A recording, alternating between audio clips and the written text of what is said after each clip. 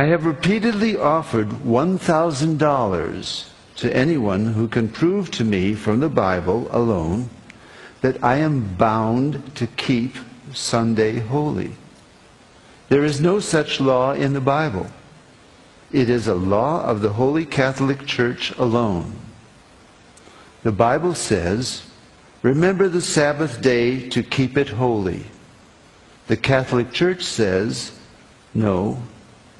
by my divine power I abolish the Sabbath day and command you to keep holy the first day of the week."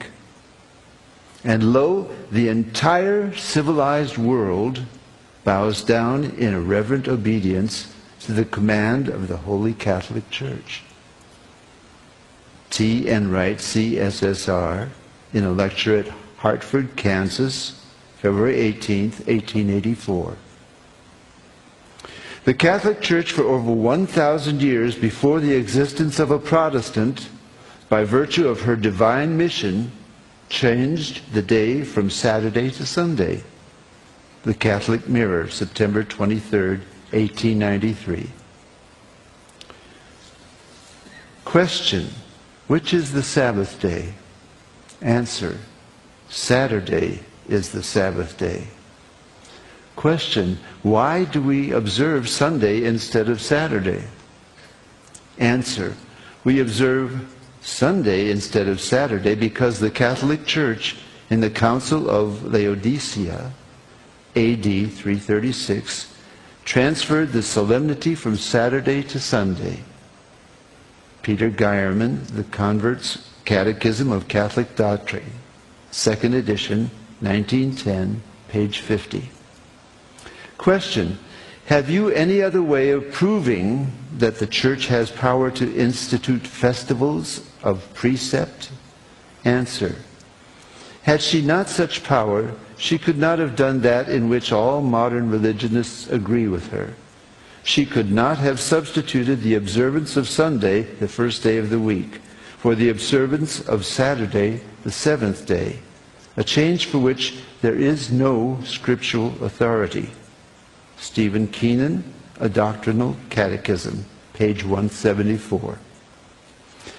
There is but one church on the face of the earth which has the power, or claims power, to make laws binding on the conscience, binding before God,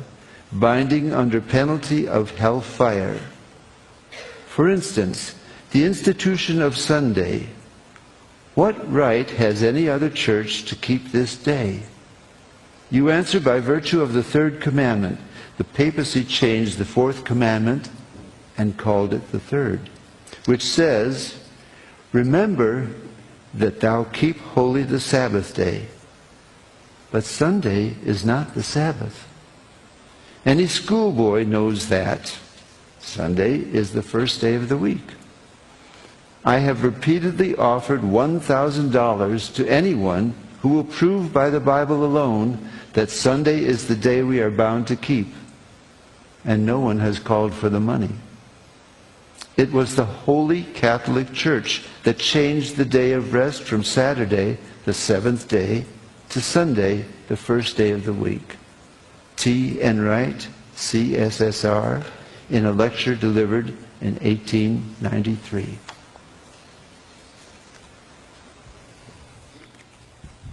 Thank you, Bishop.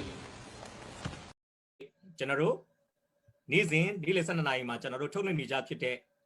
မျက်မှောက်ရေးရနဲ့တမန်ကျမ်းစာဆွေးနွေးခန်းအစီအစဉ်ကိုကျွန်တော်တို့တဖန်ပြန်လည်အစပြုဖို့ဖြစ်ပါတယ်ဒီအစီအစဉ်ကိုနေ့စဉ်ကြည့်ရှုနေတဲ့ညီကောင်မောင်နှမတွေအနေနဲ့တိဆောက်ဆန်တဲ့ကောင်းကြီးမင်္ဂလာဖြစ်မယ်လို့ကျွန်တော်ယုံကြည်ပါတယ်ဟုတ်ပြီဆရာတန်းစင်ကြီးဒီကနေ့မှာကျွန်တော်တို့ဒီမျက်မှောက်ရေးရနဲ့တမန်ကျမ်းစာဆွေးနွေးခန်းနဲ့ပတ်သက်ပြီးတော့မှဆွေးနွေးမဲ့အရာခေါင်းစဉ်ရှိလဲဆိုတာကိုကျွန်တော်တို့သိပြရစီဟုတ်ကဲ့ပါဆရာတို့ကျွန်တော်ပြီးခဲ့တဲ့ဆွေးနွေးခန်းမှာဒီအယူလွဲများနဲ့ပတ်သက်ပြီးတော့မှကျွန်တော်တို့စတင်ဆွေးနွေးခဲ့ပါတယ်။နောက်အယူလွဲတွေရဲ့အဲမှာကျွန်တော်ပထမဆုံးတစ်ခုအနေနဲ့ယေဟောဝါတက်တည်ခံအကြောင်းကိုကျွန်တော်ဆွေးနွေးခဲ့ပါတယ်။အဲ့တော့ဒီတစ်ပတ်မှာလည်းဆက်လက်ပြီးတော့မှဒီအယူလွဲအဖွဲ့တွေထဲကနေပြီးတော့မှနောက်ထပ်အဖွဲ့တစ်ဖွဲ့ဖြစ်တဲ့ဒီတတ္တမနေ့ဥပုသ်အသင်းပေါ့ SDA 7 Day Adventist ဒီရဲ့အကြောင်းကိုကျွန်တော်ဆက်ပြီးတော့မှဆွေးနွေးမှာဖြစ်ပါတယ်။ဆိုတော့ပထမဆုံးအနေနဲ့ ဒီ 7-day Adventist တွေကိုကျွန်တော်တို့ဘယ်လိုတတ်မှတ်မလဲဆိုတာကနေပြီးတော့ကျွန်တော်စကျင်ပါတယ်ဒီတသမဏိဥပုပ်အသင်းကိုကျွန်တော်တို့ဧဝံဂေလိအသင်းတော်တွေကသူတို့ကိုdenomination ပေါ့နော်ကျွန်တော်တို့ဂိုင်းကနတစ်ခုနေဧဝံဂေလိဂိုင်းကနတစ်ခုအနေနဲ့ကျွန်တော်တတ်မှတ်မလားဒါမှမဟုတ်လို့ရှိရင်court လို့ခေါ်တဲ့အယူလွဲအနေနဲ့ကျွန်တော်တတ်မှတ်မလားဆိုတဲ့မိကွန်းဝိဝါဒကွဲပြားစရာမိကွန်းဖြစ်ပါတယ်ဆိုတော့အစဉ်အလာရဆိုလို့ရှိရင်တော့တမိုင်းတစ်လျှောက်လုံးမှာ SDA ကိုကျွန်တော်တို့ဒီအယူလွဲအဖွဲ့ထဲမှာပဲကျွန်တော်ထည့်ထားပါတယ်ဒါပေမဲ့နောက်ပိုင်းမှာဧဝံဂေလိအသင်းတော်တွေရဲ့သဘောထားပြော့ပြောင်းသွားတဲ့အရာပေါ်မှာမူတည်ပြီးတော့မှတချို့ကပြန်ပြီးတော့သူတို့ကိုခရိယန်ဂိုင်းကနတစ်ခုအနေနဲ့ပြန်ပြီးတော့မှသတ်မှတ်ခြင်းနဲ့အဖွဲ့တွေလည်းရှိတယ်ဒါကြောင့်ကျွန်တော်တို့ဒီဧဝံဂေလိအဖွဲ့အစည်းတွေထဲမှာပြင်လေကျွန်တော်တို့ SDA ကိုတချို့ကလုံးဝပြက်သားသားအယူလွဲများဆိုပြီးတော့မှကျွန်တော်သတ်မှတ်တဲ့အဖွဲ့အစည်းတွေလည်းရှိတယ်လို့ကျွန်တော်တို့ internet တွေဘာတွေမှာတွားကြည့်မယ်ဆိုလို့ရှိရင်တော့ Wikipedia တို့တခြားဒီလို internet စာမျက်နှာတွေမှာတော့သူတို့ကိုဒါကတော့သတင်းစာသမားတွေ media သမားတွေရဲ့ကျင့်ဝတ်အရာဖြစ်ကောင်းဖြစ်မှာပေါ့နော်သူတို့ကိုဒီလိုပဲဒီခရိယန်ဂိုင်းကနတစ်ခုအနေနဲ့သူတို့ကိုသတ်မှတ်ပေးတာရှိပါတယ်လို့အဲ့တော့ကျွန်တော်တို့ကိုယ်တိုင်လည်းလေ့လာကြည့်ပါတယ်သူတို့ဘာတွေယုံတယ်လဲပေါ့နော်ဘာတွေယုံတယ်လဲဆိုတာကိုကျွန်တော်တို့သူတို့ရဲ့ဒီ internet စာမျက်နှာပေါ်တွေမှာတရားဝင် SD ဒီစာမျက်နှာတွေမှာကျွန်တော်တွားဖတ်လို့ရှိရင်တော့သူတို့ရဲ့ယုံကြည်ခံယူချက်တွေကိုကျွန်တော်တွေ့ရမှာဖြစ်တယ်ဆိုတော့အဲ့ဒါနဲ့ကျွန်တော်တို့အယူအလုပ်မခံရပါစေနဲ့လို့ကျွန်တော်တို့က SDA ဆိုပြီးတော့မှ internet မှာတွားရိုက်လိုက်မယ်သူတို့ရဲ့ဒီ confession of faith ပေါ့သူတို့ဘာတွေယုံကြည်တယ်လဲဘာတွေခံယူတယ်လဲဆိုတဲ့ဟာတွေကိုကျွန်တော်တွားဖတ်မယ်ဆိုလို့ရှိရင်တော့ကျွန်တော်ဧဝံဂေလိအသင်းတော်တွေနဲ့အတူတူပဲဖြစ်ပါတယ်သုံးပါးတစုကိုယုံကြည်တယ်နောက်ပြီးတော့ဂျေဇုတော်အားဖြင့်ကယ်တင်ခြင်းအားဖြင့်ပဲကယ်တင်ခြင်းဂျေဇုတော်အားဖြင့်ယုံကြည်ခြင်းအားဖြင့်ပဲကယ်တင်ခြင်းရောက်မယ်ယေရှုခရစ်တော်ရဲ့အသေးခံခြင်းကကျွန်တော်တို့ကိုကယ်တင်ခြင်းရောက်စေတယ်စသဖြင့်ဒီလိုမျိုးသူတို့သူတို့ရဲ့ယုံကြည်မှုဝန်ခံချက်တွေစာတမ်းတွေသူတို့ရှိပါတယ်ဆိုတော့အဲ့ဒါတော့ဖတ်လို့ရှိရင်တော့ကျွန်တော်တို့ဒီသူတို့ကိုအယူလွဲအနေနဲ့သတ်မှတ်ဖို့အတွက်အရင်ပဲခက်ခဲပါတယ်ဒါပေမဲ့တကယ်မြေပြင်မှာတကယ်လက်တွေ့မှာဆိုလို့ရှိရင်တော့သူတို့ရဲ့ကျင့်သုံးနေတဲ့အရာနဲ့သူတို့ရဲ့လက်တွေ့အသက်ရှင်ခြင်းကိုကျွန်တော်ကြည့်ရဆိုလို့ရှိရင်တော့ SDA ဒီအယူလွဲအဖွဲ့တစ်ဖွဲ့ဖြစ်ပါတယ်ဆိုတော့ဘယ်နေရာကနေကျွန်တော်တို့အယူလွဲလို့သတ်မှတ်လဲဆိုလို့ရှိရင်တော့ကေတင်ခြင်းနဲ့ပတ်သက်ပြီးတော့မှကျွန်တော်တို့အယူလွဲလို့သတ်မှတ်တာဖြစ်ပါတယ်။ဘာကြောင့်လဲဆိုလို့ရှိရင်ကေတင်ခြင်းမှာသူတို့ဟာအကျင့်ကိုအခြေခံတဲ့ကေတင်ခြင်းဖြစ်ပါတယ်။ဥပုံလေးကိုစောင့်ဖို့လိုတယ်။နောက်ပြီးတော့မှဒီအစားတောက်နဲ့ပတ်သက်တဲ့ပညတ်တရားတွေပေါ့နော်အသွေးမစားရတာတို့နောက်ပြီးတော့အသားတွေနဲ့ပတ်သက်ပြီးတော့မှသူတို့သတ်မှတ်ထားတယ်ဓမ္မဟောင်းပညတ်တွေကိုလိုက်လျှောက်ခြင်းရှိမှပဲကေတင်ခြင်းကိုဆက်ပြီးတော့မှထိမ့်သိမ်းထားနိုင်မယ်လို့သူတို့လက်ခံတယ်နောက်ပြီးတော့ပညတ်တရားတွေကိုကျင့်မှပဲကေတင်ခြင်းရောက်မယ်လို့လက်ခံတဲ့အဖွဲ့အစည်းတစ်ခုဖြစ်တဲ့အတွက်ကြောင့်ကျွန်တော်တို့အနေနဲ့တော့သူတို့ကိုအယူရဲထဲမှာကျွန်တော်တို့သတ်မှတ်ပါတယ်ဘာကြောင့်လဲဆိုလို့ရှိရင်ကေတင်ခြင်းနဲ့ပတ်သက်တဲ့ဩဝါဒမှာလုံးလုံးကြီးလွဲချော်နေတဲ့အတွက်ကြောင့်ဖြစ်တယ်ဆိုတာကိုကျွန်တော်ဖော်ပြခြင်းပါတယ်ဟုတ်ပြီဒါဆိုလို့ရှိရင်သူတို့စတင်ခဲ့တဲ့ပုံစံလေးနဲ့ဘယ်သူကစတင်ခဲ့တာလဲနောက်ပြီးတော့အဲ့ပထမဆုံးစတင်ခဲ့တဲ့ဒီခေါင်းဆောင်ပေါ့နော်ဒီခေါင်းဆောင်ကဘယ်အပိုင်းနေမှာဘယ်လိုမျိုးတွေမှားခဲ့တယ်လဲဆိုတာကိုဆရာဆော့ထွန်းလုံးကနေပြီးတော့မှကျွန်တော်တို့နားလည်ဖို့အတွက်ကျေးဇူးပြုပြီးတော့မှဖော်ပြပေးပါလို့ဖိတ်ခေါ်ချင်ပါတယ်လို့ဟုတ်ကဲ့ပါဆရာ SDA အဖွဲ့အစည်းနဲ့ပတ်သက်ပြီးတော့မှဒီတရမဏိဥပုပ်အသင်းနဲ့ပတ်သက်ပြီးတော့မှကျွန်တော်တို့ဆွေးနွေးလေ့လာတဲ့အခါတိုင်းမှာကျွန်တော်တို့သိရမယ့်ပုဂ္ဂိုလ် 2 ယောက်ရှိပါတယ်အဲ့ပုဂ္ဂိုလ် 2 ယောက်ကတော့ဒီအဖွဲ့အစည်းကိုအစပြုခဲ့တဲ့သူတွေဖြစ်ပါတယ်ပထမတစ်ယောက်ကတော့ဝီလျံမီလာဖြစ်ပါတယ်1982 1849မှာသူကတက်ရှိထင်ရှားကဘာမြေကြီးပေါ်မှာရှိခဲ့တဲ့သူတစ်ယောက်ဖြစ်တယ်သူဟာစိုက်ပျိုးမွေးမြူရေးသမားတရားဟောဆရာတစ်ယောက်ဖြစ်ပါတယ်တစ်ဖက်မှာစိုက်ပျိုးမွေးမြူရေးလုပ်ငန်းလုပ်ရင်းနဲ့သူကတရားဟောတာဖြစ်တယ်နောက်ဒုတိယတစ်ယောက်ကတော့ Ellen G. White တချို့ကလည်း Mama White လို့လည်းခေါ်တယ်နော် E.G. White ပေါ့သူကတော့1829ကနေ1915အတွင်းမှာရှိခဲ့တဲ့ပုဂ္ဂိုလ်တဦးဖြစ်ပါတယ်သူကတော့ SDA အဖွဲ့အစည်းကသူတို့ SDA ရဲ့ prophet မတစ်ယောက်အနေနဲ့အတိမတ်ပြုထားတာဖြစ်ပါတယ်ဆိုတော့ဒီအဖွဲ့အစည်းခေါင်းဆောင်တွေထဲမှာအထူးသဖြင့်မီလန်အနေနဲ့ဗာပြောခဲ့ဘူးလဲဆိုရင်ယေရှုခရစ်တော်ဟာ1843မတ်လ21နဲ့1844မတ်လ21အတွင်းထဲမှာဒီတစ်နှစ်တာအတွင်းထဲမှာဒုတိယကြိမ်ကြွလာပြီးတော့မှကဘာမြေကြီးအဆုံးသတ်မယ်ဆိုပြီးသူကဟောပြောဝေငှခဲ့တာဖြစ်ပါတယ်သူပြောတဲ့အတိုင်းမဖြစ်လာတဲ့အခါမှာခရစ်တော်ရဲ့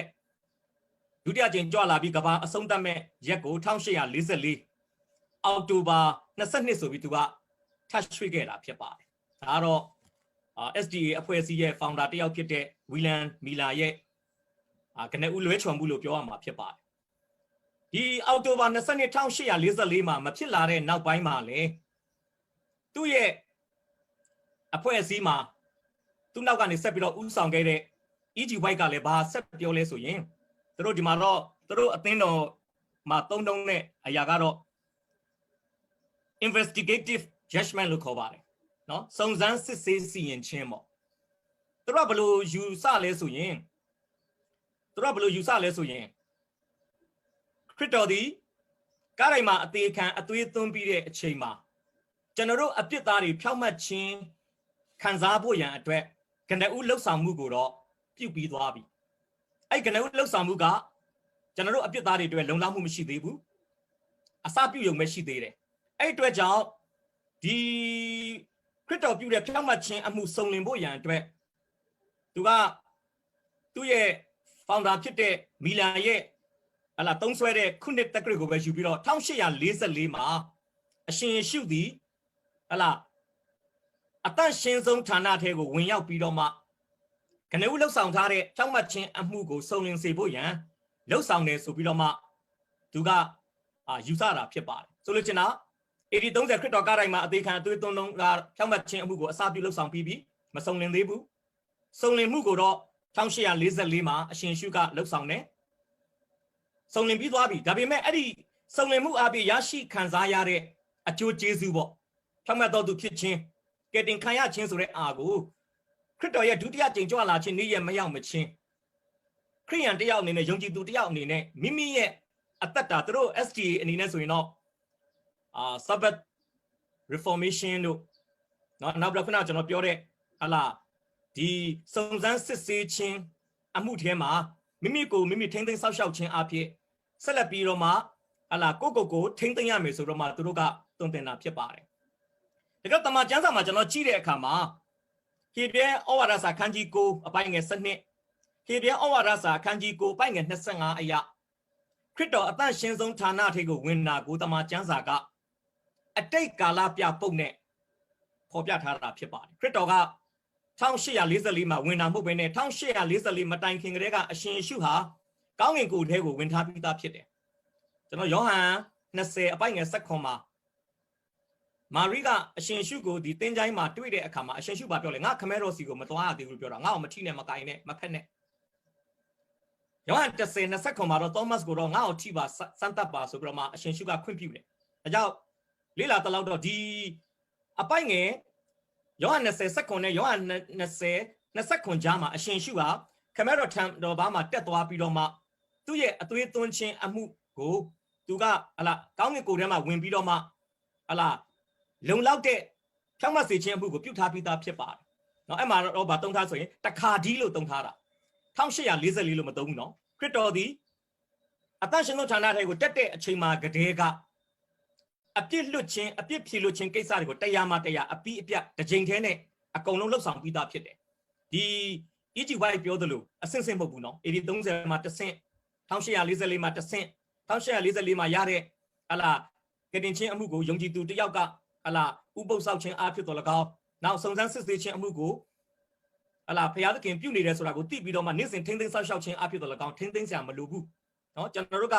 one safe always safe တခါကတင်ခံရတာနဲ့သာရကတင်ခံရတာဖြစ်တယ်အဲ့ဒါကိုမသိတဲ့အတွက်ကြောင့်သူတို့အသင်းတော်ရဲ့တုံသင်ချက်ဖြစ်တဲ့เนาะဒီဥပုသ်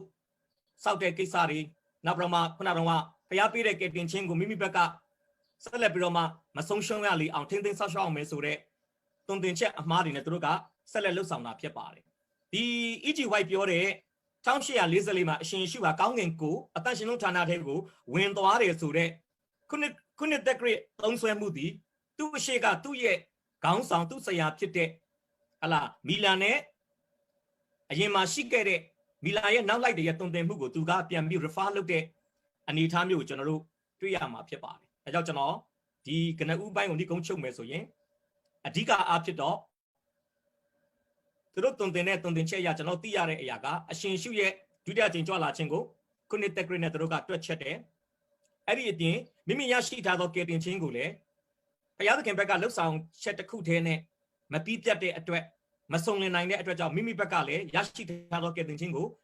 ဆက်လက်ပြီးတော့မှထိမ့်သိမ်းဆောက်ရှောက်မဲ့ပုံစံမျိုးနဲ့တုံ့တင်တဲ့အတွက်ကြောင့်သူတို့ဟာဆောဆောဆရာတန်းစင်ပြောသွားသလိုယုံကြည်မှုဘိုင်းဆိုင်ရာမှာအယူဘိုင်းဆိုင်ရာမှာလွဲမားတဲ့သူတွေဆိုတာကျွန်တော်ဖော်ပြပေးခြင်းပါတယ်ဟုတ်ပြီဒါဆိုရင်ကျွန်တော်ကနဦးခေါင်းဆောင်2ယောက်ရဲ့ချွတ်ချော်မှုတွေကိုကျွန်တော်အနေချင်းဖော်ပြပြီးတဲ့နောက်ပိုင်းမှာသူတို့2ယောက်တီထောင်ခြင်းအဖြစ်ဖြစ်လာတဲ့ SDA အဖွဲ့အစည်းတစ်ခုလုံးရဲ့ဒီနေ့မျက်မှောက်ကာလအထိလွဲနေတဲ့တိတာထင်ရှားတဲ့လွဲမှားမှုတွေကိုဒီအစီအစဉ်ကိုကြည့်ရှုနေတဲ့ပရိသတ်တွေပို့ပြီးတော့မှကွက်ကွက်ကွင်းကွင်းသိရှိနားလည်လာနိုင်ဖို့အတွက်ဆရာရှေကြီးအနေနဲ့စုံစုံလင်လင်လေးဖြစ်စွပြီးတော့မှပြောကြားပေးဖို့ကျွန်တော်ဆရာကိုအရှင်ရှုနာမ၌ဖိတ်ခေါ်ပေးခြင်းပါတယ်ဟုတ်ကဲ့ပါဆရာဒီ SDA ဆိုရဲဟာစနေအတင်းစနေအဖွဲ့အစည်းပေါ့နော်ဆိုတော့သူတို့ကတော့ church ဆိုရဲဟာစကလုံးကိုတော့သူတို့မသုံးကြဘူးဆိုသူတို့ဒုတိယအကြိမ်ကြွလာခြင်းကိုမျှော်လင့်တော့စနေပေါ့သူတို့အဖွဲ့အစည်းဖြစ်တယ်ဆိုတော့အဲ့မှာအမားကိုပြောတဲ့အခါမှာဘာလုပ်ကြလဲဆိုလူတိုင်းကတော့လူချင်းနဲ့ရတော့မဟုတ်ဘူးဆိုတော့ကျွန်တော်ရဲ့ပဝန်းကျင်ကျွန်တော်ရဲ့အသင်းဝဲမှာလည်းဒီအဖွဲ့အစည်းထဲမှာရှိနေတဲ့သူကအများကြီးပဲဆိုတော့ဒီတမန်ကျမ်းစာမှာမားတဲ့အရာခံယူချက်တွေဟာဘလို့မားတယ်လဲဆိုရတမန်ကျမ်းစာတော့ဒီလိုရှိတယ်ဆိုရနောက်ပိုင်းမှာဆရာကြီးကလည်းပြောသွားလိမ့်မယ်ဆိုတော့တရေမားတဲ့အရာလေးတွေကိုကျွန်တော်ကဒီလိုမားလာကြတယ်ဆိုရနည်းနည်းလေးအများကြီးထည့်ရတယ်ကျွန်တော်အနေငယ်လေးအချိန်ကြီးလဲအကန့်အသတ်ပြီးရှိတဲ့အတွက်ကြောင့်ကျွန်တော်အနေငယ်ဖော်ပြခြင်းတဲ့အရာဖြစ်တယ်။ဆိုရင်ဒီ SDA ဆိုရဲဟာစနေနေ့မှာကိုးကွယ်နေတဲ့အဖွဲ့အစည်းဟာစနေဥပုအသင်းမို့သူတို့အခုချိန်မှာတော့ဥပုအသင်းတော်လို့သူတို့ခေါ်လာကြတဲ့အရာဗမာလူနဲ့ကြတော့အင်္ဂလိပ်လိုမှာကြတော့အသင်းတော်ဆိုတဲ့အရာလေးတော့မရှိပါဘူး။ဆိုတော့သူတို့ကဘယ်ဟာကိုအသားပေးကြတယ်လဲဆိုဆရာတီတူထွန်းထွန်းကပေါ်ပြတယ်လို့ကကာလာရဲ့နမိတ်လက္ခဏာကိုအကြောင်းကိုအသားပေးမှာဟောကင်းပြောတဲ့သူကြီးအသားပေးမှာတုံတင်တဲ့သူကြီးဖြစ်ကြတယ်ဘလို့တုံတင်ကြတယ်လဲဆိုရင်အဲ့လိုမျိုးအသားပေးမှာလှုပ်ဆောင်လာတဲ့ဖောင်နာနေရောက်ကစလာတဲ့အတွက်ကြောင့်ဒီနေ့ဒီချိန်ကြည့်ကြအောင်ဘာလို့ကလေးဆိုရင်ခရစ်တော်ကြွလာဖို့အတွက်နမိတ်လက္ခဏာနဲ့ပတ်သက်မှာဒီနေ့ကဘာပေါ်မှာမြင်ကလေးကဘယ်တိုင်းဒီဘယ်ခုနှစ်မှာမြင်ကလေးဘယ်လိုထုတ်ခဲ့တယ်ဘယ်လိုစစ်ဖြစ်ခဲ့တယ်တရားတက္ကာလအဆုံးရောက်နေပြီဆိုတဲ့အားနဲ့ဒီမာသဲအခန်းကြီး20နဲ့25ကျဖြစ်ပြနေတဲ့အရာရာခရစ်တော်ကြွလာဖို့အတွက်နည်းတယ်ဆိုတဲ့အရာနဲ့ဒီနမိတ်လက္ခဏာတွေဟာယနေ့ပြည့်စုံလာပြီဆိုတဲ့အရာနဲ့သူတို့တုံတင်နေတဲ့အရာဖြစ်ပါတယ်။ဒါကြောင့်မာသဲအခန်းကြီး20နဲ့25ဒီအရင်တော့လည်းကျွန်တော်ပြောသလိုဒီအရာတွေဟာပေးတဲ့ချီဆောင်ခြင်းဒီနေ့ရှိနေတဲ့မျက်မှောက်ရေးရာမှာရှိနေတဲ့ယုံကြည်သူများအတွက်ချီဆောင်ခြင်းအတွက်ပြောတဲ့အရာမဟုတ်ဘဲနဲ့မှာဒုတိယအကြိမ်ချီဆောင်ခြင်းပြီးမှပေးရန်ကြီးကာလခုနှစ်ပြီးမှဒုတိယအကြိမ်ကြွလာရမယ့်အချိန်မှာဖြစ်ပြရမယ့်နမိတ်လက္ခဏာပြောတဲ့အရာကိုသူတို့ကယနေ့ခေတ်ရဲ့နောက်ဆုံးသောကာလလို့သူတို့ကအဲ့လိုမျိုးနဲ့သူတို့တုံတင်တဲ့အမားလေးကိုကျွန်တော်တွေ့တဲ့အရာဖြစ်တယ်နောက်တစ်ခုကဒီ Mrs. White ဆိုတဲ့သူကရေးထားတဲ့စာအုပ်ကြီးဟာ prophet ပြုခြင်းနဲ့ဆိုင်တဲ့အရာတွေကိုသူရေးထားတဲ့အရာတွေဟာသူတို့ဘယ်လိုမျိုးနဲ့ခံယူကြတယ်လဲဆိုရင်ဘုရားသခင်ဤတိုင်ပင်ချင်းမှလာတဲ့အရာဖြစ်တဲ့အတွက်ကြောင့်တမန်ကျမ်းစာဘုရားသခင်မုတ်သွင်းထားတဲ့ကျမ်းဖြစ်တယ်လို့သူ့ရဲ့လုပ်တဲ့အရာလည်းမုတ်သွင်းထားတဲ့အရာနဲ့တူတယ်ဆိုလိုချင်တဲ့ဟာသူရေးထားတဲ့အရာသူသွင်းတဲ့အရာတမန်ကျမ်းစာနဲ့အတူအခွင့်အာဏာရှိတယ်ဆိုတဲ့ဟာသူတို့ကယနေ့ထိတောင်သူတို့အနေဖွင့်ဆိုတဲ့ဟာသူဟောပြောခဲ့တဲ့အရာတွေဟာယနေ့အသင်းတော်ကခေါင်းဆောင်တွေအများစုဟာတမန်ကျမ်းစာထက်တောင်မှတမိုးထားမှာသူတို့လက်ခံတဲ့အရာကိုကျွန်တော်အမားကိုကျွန်တော်တွေ့ရတဲ့အရာဖြစ်နောက်တစ်ခုကတော်ဟာဆက်တီတူထွန်းထွန်းနဲ့ပို့ပြထားသလိုကေတင်ချင်းနဲ့ဆိုင်တဲ့အရာအတွက်ဂျေစုတော်နဲ့ကေတင်ချင်းကိုရောက်ရှိတယ်ဂျေစုတော်အားဖြင့်ကေတင်ချင်း grace alone ဆိုရတာတော့သူတို့ရဲ့ statement မှာတော့ရေးပေမဲ့သူတို့စစ်ပါပြောတယ်လေဆိုရင်ဒီနေ့မှာဘုရားသခင်ရဲ့အမိန့်တော်ကိုကျွန်တော်တို့ဟာသ စ္စာရှိစွာခံယူခြင်းဖြင့်ထိုကယ်တင်ခြင်းအကြောင်းကိုကျွန်တော်ရဲ့လုံခြုံမှုအတွက်ကျွန်တော်ရဲ့ကယ်တင်ခြင်းလုံခြုံစိတ်ချမှုကိုဆောင်သိမ်းဖို့အတွက်ဖြစ်တယ်ဒါဆိုရင်ကယ်တင်ခြင်းကယေရှုတော်အပြည့်ရောက်တဲ့ဒါမှနဲ့သို့တော့ကျွန်တော်ဖယားသခင်ရဲ့စကားတော်မှာသစ္စာမရှိဘူးမင်္ဂန်စာပြအသက်မရှင်ဘူးဆိုတော့ကယ်တင်ခြင်းကရှုံသွားမှာအဲ့ပိုင်းဆိုင်မှာရောက်သွားတယ်ဒါကြောင့်ကျွန်တော်ရဲ့ကယ်တင်ခြင်းရရှိပြီးသားအရာကိုကယ်တင်ခြင်းသာရအတ္တရရှိထားတဲ့အရာသစ္စာရှိဖယားသခင်ရဲ့နှုတ်ကပတ်တော်ဆောင်ထင်းဖို့အတွက်အဲ့လိုမျိုးကျွန်တော်ရဲ့ကယ်တင်ခြင်းကိုစောင့်ရှောက်ဖို့အတွက်လိုတယ်ဆိုရဲသူတို့ရဲ့ဒုတိယအမှားတစ်ခုပြန်မှပေါ်ပြချင်တယ်နောက်တစ်ခုကယေရှုတော်အပြည့်ခရစ်တော်ရဲ့အသွေးတော်အပြည့်ကြောင့်မှခြင်းကျွန်တော်ရွာလူတွေကလည်းဆရာတယောက်ကပြောတယ်ငါတို့တရင်ကောင်းမှာတုံတင်ခဲ့တဲ့အရာနဲ့သူတို့တုံတင်တဲ့အရာအတူတူပဲဆရာလို့ပြောမတူဘူးလို့အကြောင်းရင်းအများကြီးရှိတယ်လို့နင်အခုဝင်ခါစနဲ့ဖြစ်နေလို့သူ့ကျွန်တော်ပြောတယ်ကျွန်တော်ရဲ့ line ကလည်းအခု line လည်းသူအများရန်ကြည့်နေပါတယ်သူ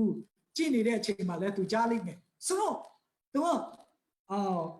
ကင်တင်ချင်းအတူတူပဲလို့ပြောဒါမဲ့အပေါ်ရနဲ့ကြည့်ရင်တော့အတူတူပုံစံဖြစ်တယ်ဂျေစုတော်အပြည့်ဖြောင့်မခြင်းကိုဖြောင့်မခြင်းတို့ရောက်တယ်ဆိုတဲ့ဟာဖြစ်ပေမဲ့ကျွန်တော်ရဲ့အတိတ်ကာလမှာယေရှုခရစ်တော်ဟာ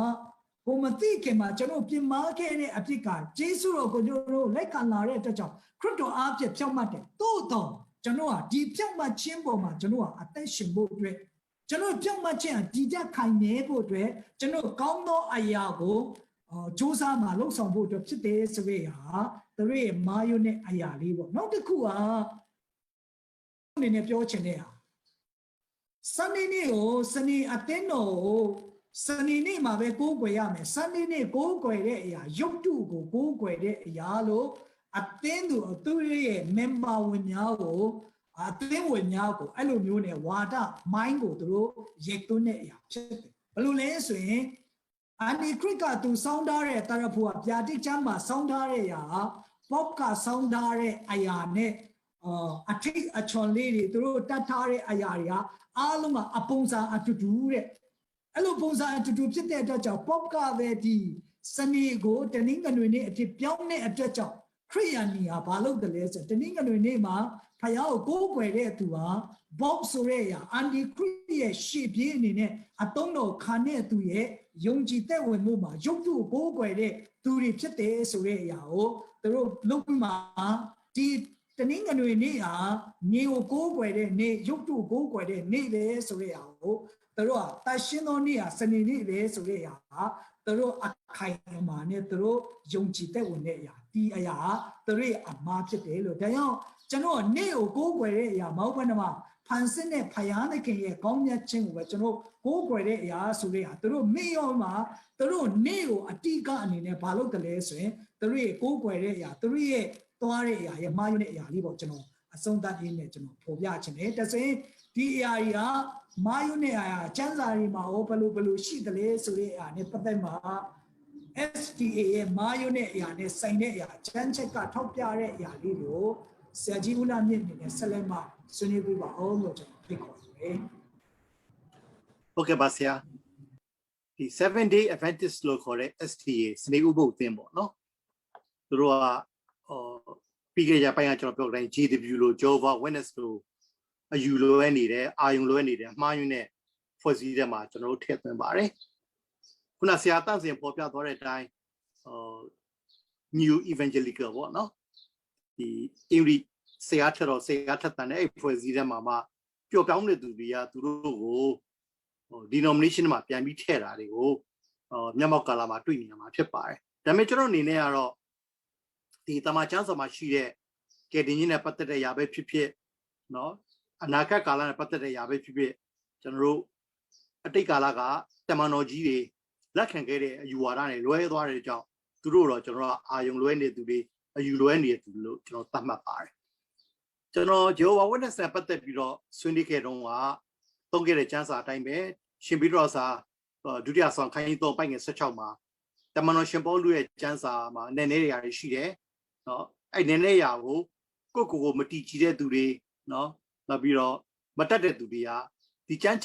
စာချက်အနက်တွေကိုမှောက်လှန်ပြီးကိုဖျက်ဆီးတယ်ဆိုတဲ့အတိုင်းဒီ STA သမားတွေလည်းအဲ့တိုင်းပဲဖြစ်တယ်လို့ရှင်းဥစွာကျွန်တော်ဖော်ပြလိုပါတယ်သူတို့ မှားယွင်းတဲ့အကြောင်းအရာခတ်လို့သတ်မှတ်တဲ့ခါမှာကယ်တင်ခြင်းမှာအရှင်ရှုတပါးတဲ့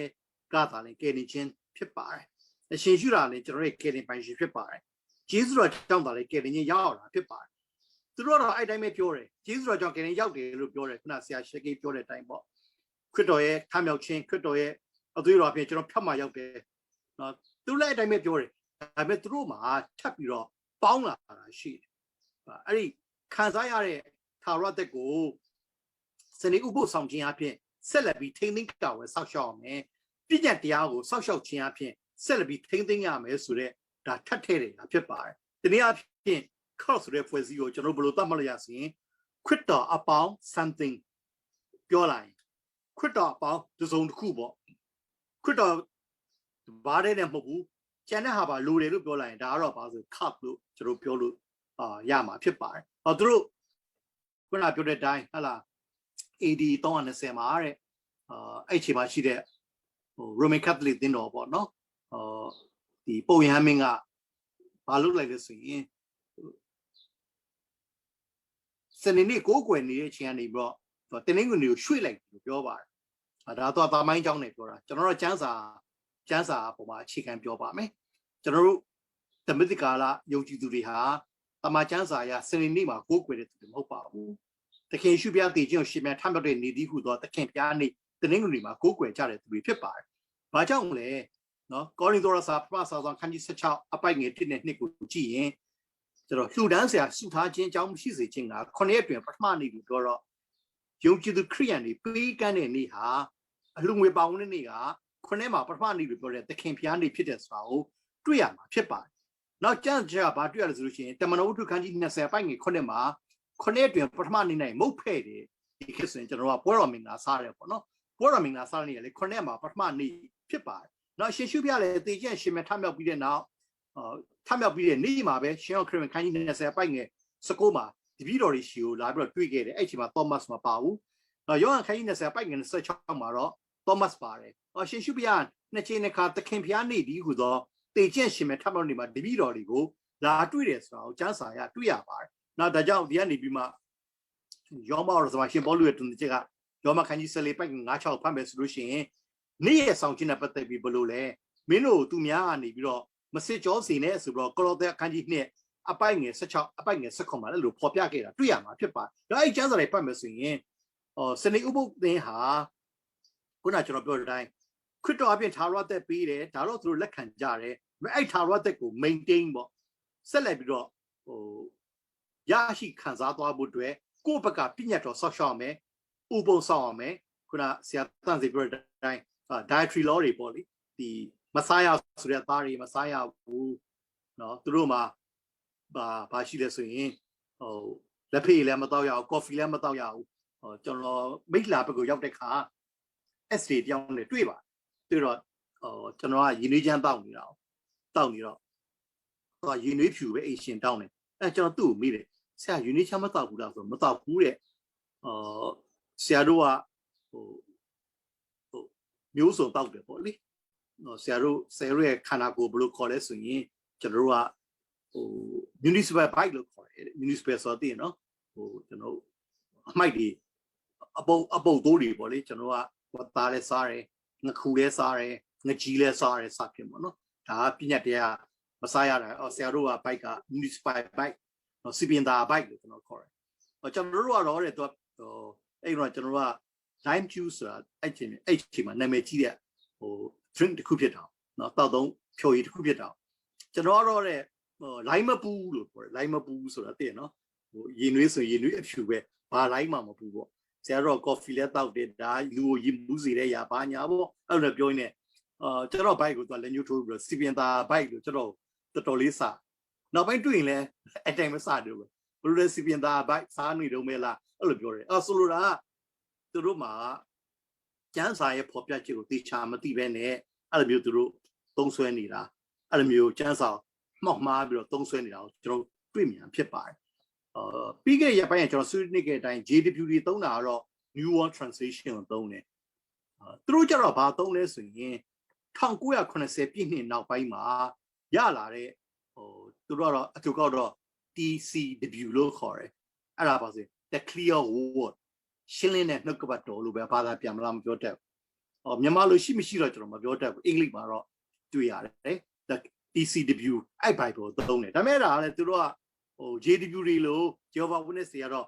New World Translation ကို endorse လုပ်တယ်သုံးရမယ်ဒါပေမဲ့ SD ကတော့အဲ့လိုမျိုးမဟုတ်ဘူးဒါခုနပြောတဲ့ the clear word ကိုသုံးရမယ်ဆိုတော့ endorse တော့မလုပ်ထားဘူးဒါပေမဲ့သူတို့ကတော့ဖျားခင်နဲ့တာ၍ယင်းဤကြောင်းဝင်ဖို့အတွက် DCW တော့the clear word ကဒီဘာသာပြန်မှုရင်းတော့သုံးရမယ်ဆိုပြီးတော့အဲ့လိုသူတို့သုံးဆွဲတာတွေ့ရမှာဖြစ်ပါနောက်သူတို့JW မှားတာရော SD မှားတာအခုမှတော့တူတယ်အဲ့ဒါပါဆို so sleep ဆိုတဲ့ဟာဖြစ်ပါတယ်ကျွန်တော်တို့သုံးဆွဲရရပေါ့လေလူတယောက်မလားအသက်တည်ဆုံးသွားရင်ကျွန်တော်ကျန်းစာ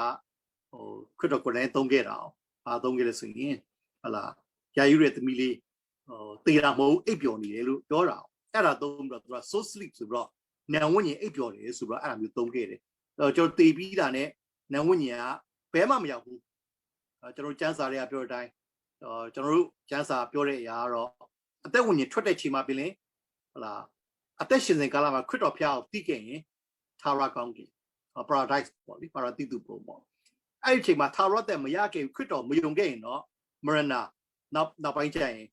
ငရဲကြမှာပေါ့လေအဲ့လိုမျိုးကျွန်တော်တို့ကပြောတယ်ဒါပေမဲ့သူတို့ကလူမဟုတ်ဘဲမှမသွားဘူးso sleep ဆိုတော့နံဝိညာဉ်အဲ့နေတော့မဲလို့သူသုံးပါတယ်အဲ့ဒါတွေကိုကျွန်တော်တို့သူတို့ဘယ်လိုရင်ဆိုင်ဖြေရှင်းရမလဲဆိုရင်ဖိလိပ္ပရစခန်းကြီး1ပိုက်ငယ်23မှာတမန်တော်ရှင်ဘောလို့ပြောပါတယ်ငါအသက်ရှင်နေရမှာခရစ်တော်ဖြစ်တယ်သေလင်သားရဲ့ကျိုးရှိတယ်အသက်ရှင်မင်းတို့အတွက်ကောင်းတယ်သေရင်လည်းငါသခင်ဖျားနဲ့တွေ့ဖို့အတွက်ဖြစ်တဲ့ကြောင့်ငါတာ၍ထိုအကျိုးကိုအင်မတန်မှလိုချင်တယ်လို့ဒီအကျိုးနှစ်ပါးဆက်ကြမှာငါဒီဘယ်အကျိုးရွေးရမှန်းမသိဘူးဘောလို့ကဘာပြောလဲစုတေလင်ခရစ်တော်နဲ့တူရှိမယ်ဆိုငါသိတယ်သူမှာရှင်ဘောလို့ so sleep ပြုံးတဲ့သူမဟုတ်ဒါပေမဲ့ခုန JW တွေဒီနေ့ကျွန်တော်ခုဆွေးနေတဲ့ SD ကတော့နံဝိညာဉ်အိပ်ပျော်တာကိုယုံတဲ့သူတွေဖြစ်တယ်ဆိုတာကိုအဲ့ကျမ်းချက်နဲ့သူတို့ထောက်ပြလို့ရတယ်။နောက်ရှင်ရှုဖျားကရှင်လုကာခရစ်ခန်းကြီး23ပိုက်ငယ်43မှာ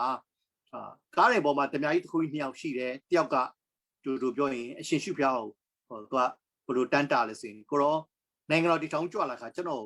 အောင်မီသတိရပါလို့ခေါ်ပြတာ။အဲ့ဒီမှာရှင်ရှုကSD ကျမ်းဆောင်တော့ဘလို့ရေးလဲမသိဘူး။အေးဟုတ်ပြီမင်းဒီနေ့တော့အိပ်ပျော်အောင်နောက်မှငါနဲ့တူရှိမယ်လို့ဖော်ပြမလို့ပြောတယ်။နောက်ကျမ်းစာဖော်ပြတာဘာပြောလဲ။မင်းယနေ့မှာပင်ငါနဲ့တူ paradise မှာရှိပြီလို့ပြောတာ။အဲ့တော့ so sleep ဆိုတာဒီကျမ်းချက်တရားမဟုတ်တော့ဘူးဆိုတာကိုကျမ်းစာကနေတွေ့ရမှာဖြစ်ပါတယ်။နောက်ပြီးတော့တသက်လုံးတော်စာပထမဆောင်သောခိုင်းလေးပိုက်ငယ်14မှာဘာပြောလဲ။အရှင်ရှုချီဆောင်အသင်းတော်ချီဆောင်ကြွလာတဲ့ခါမှာအိပ်ပျော်သောသူတို့ရဲ့နာဝိညာဉ်ကိုခရစ်တော်နဲ့တူပို့ဆောင်တယ်လို့ပြောတာ။အမှားတော့အင်္ဂလိပ်မှာဖတ်ကြည့်ရင်တော့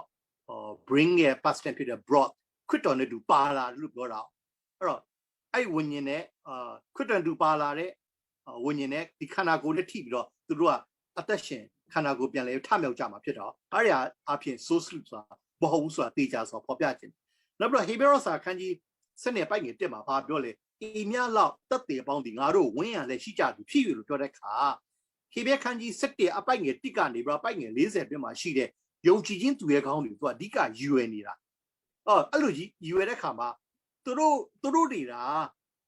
JW တို့ SD တို့ယုံတဲ့အတိုင်းဟလာနာဝိညာဉ်အိပ်ပျော်တယ်ဆိုတာဒီစကားပြောလာစရာအကြောင်းမရှိဘူးအိမ်မြလောက်တက်တေပေါင်းငါတို့ရှိမှာဝင်းရံလို့ပြောကြအောင်ဒီလူတွေကဒီတစ်တက်တိုင်းဘုရားခင်ရှိတော်မှာအသက်ရှင်နေတဲ့သူတွေဖြစ်တယ်ဆိုတာကိုဒီချက်ကနေတော့ပါ၍သိစေတဲ့ຢာဖြစ်ဆိုဖော်ပြခြင်းပါတယ်နောက်ရှင်လုကာခရစ်ခန်းကြီး16ပိုက်ငယ်19ကနေအပိုက်ငယ်31မှာဘာပြောလဲတထေးနဲ့လာဇရုဖြစ်တွေ့ရတာတထေးဟလာလောကကနေထွက်ခွာသွားတယ်တကြိုတယ်ဘယ်ရောက်သွားလဲမရဏလို့ပြောပါတယ်လာဇရုတည်သွားတယ်ကျမ်းစာမှာအောင်အောင်စာကောင်းတာလာဇရုတည်တာကိုတကြိုတယ်လို့မပါဘူးမကောင်းတဲ့မှာပို့ဆောင်နေပဲပါတာနော်အတိတ်ကာလတော့ဆရာတန့်စင်အဲ့ဒါပတ်သက်တစ်ချက်ကျွန်တော်ပြောပြခဲ့ဘူးပါတယ်အဲ့တော့ပြန်နေပြီးတော့သူကတော့အာဗြဟံရှင်ကိုရောက်တယ် paradise ရောက်သွားတယ်ပေါ့နော်ဓမ္မကာလယုံကြည်သူတွေခိုနာရရောက်သွားတယ်အဲ့ဒါကြီးချင်းအဖြစ်သူတို့ပြောတဲ့ so sleep ဆိုတာမှားတယ်ဆိုတာကိုတွေ့ရမှာဖြစ်ပါတယ်တယောက်တည်းနေပြီးတော့ခုနစနေဥပုံနေစောင့်ရမယ်လို့ဒီ so sleep ဆိုတဲ့ຢာတွေကမှားတယ်ဆိုတဲ့ຢာတွေကိုကျွန်တော်ဒီကျမ်းစာအဖြစ်ခုနထောက်ထားပြီးတော့ထောက်ရှုပြီးတော့သူတို့ကိုဖော်ပြလို့ရတယ်သူတို့မေးလို့ရတယ်နော် Jehovah Witness လို့ပဲခုနဆရာတွေလည်းပြောခဲ့ပြီးပြီသူတို့က eternal security of believers ဆိုမလက်ခံတဲ့သူဖြစ်တယ်နော်သူတို့အဲ့ဒါကိုမယုံကြဘူးကျွန်တော်တို့တော့ အဲ့ဒါကိုယုံတဲ့သူဖြစ်တယ်1ရော53အဲ့လိုသုံးဆွဲခြင်းအဖြစ်ဖော်ပြဖို့ဖြစ်ပါတယ်။နောက်သူတို့နဲ့တွေ့တဲ့ခါနှစ်ဖွဲ့လုံးတွေ့ကျွန်တော်ဖော်ပြချင်တာမ JDP တွေ့ Jehovah Witness တွေ့တယ်ဆိုပါလို့ကျွန်တော်သူ့ကိုမေးမယ်မင်းခရစ်ယာန်လား Are you Christian လို့ကျွန်တော်မေးမယ်တော့ဘာဖြစ်လဲသိလား Yes I am Christian လို့သူတို့ဘယ်တော့မှမဖြေဘူးသူတို့ဘာဖြစ်လဲ No I am Jehovah Witness လို့ပြောပါတယ်တော့အဲ့ဒီမှာတော့တေချာသူတို့ခရစ်ယာန်မဟုတ်ဘူးခရစ်ယာန်ခုနဆရာတန့်စီပြောတဲ့အတိုင်း denomination မှာထည့်ဖို့တော့မလိုတဲ့သူတွေဖြစ်တယ်ပါအောင်မပါဘူးအဲ့လိုပဲ 70 Adventist ကိုကျွန်တော်မေးမယ် Are you Christian လို့မေးဘာပြောမသိလား No ဘာဖြစ်လဲသိလား I am Adventist လို့ဖြေလား I am an Adventist ငါစနေဥပုပ်ယုံကြည်တဲ့သူပေါ့ဗျာအဲ့လိုမျိုးသူကပြောတယ်သူတို့ကခရစ်ယာန်မဟုတ်ဘူးကျွန်တော်တရားနားထောင်တဲ့ခရစ်ယာန်ယုံကြည်သူတွေကသူတို့ခရစ်ယာန်မဟုတ်ဘူးဆိုတာကိုအဲ့ချက်တွေအပြင်ထောက်ရတော့တခွန်းလေးပဲမေးလိုက်ပါယောဝါတသိခံလိုက်ခင်ဗျာညီကိုခရစ်ယာန်လားလို့မေးပါ SD လာခဲ့လဲခင်ဗျာခရစ်ယာန်လားလို့မေးပါအဲ့ဆိုသူတို့ဖြေတဲ့အပေါ်မှာမူတည်ပြီးတော့